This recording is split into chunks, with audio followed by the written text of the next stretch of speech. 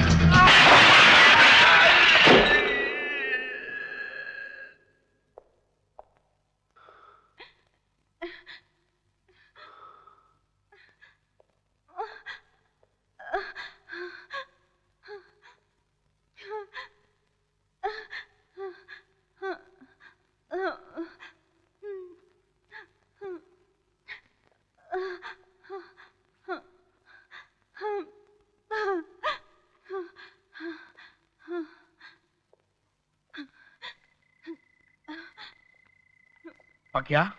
बाबा, बाबा। बेटी चुप हो जा, चुप हो जा बेटी। तेरे एहसान में कभी नहीं भूलूंगा। चुप हो जा बेटी। पगले, इसमें एहसान की क्या बात है? हाँ? बाबू, बाबू। लेकिन पकिया, अगर इन जालिमों के जुल्म इसी तरह सर चढ़कर बोलते रहे तो एक न एक दिन पूरी बस्ती नंगी हो जाएगी।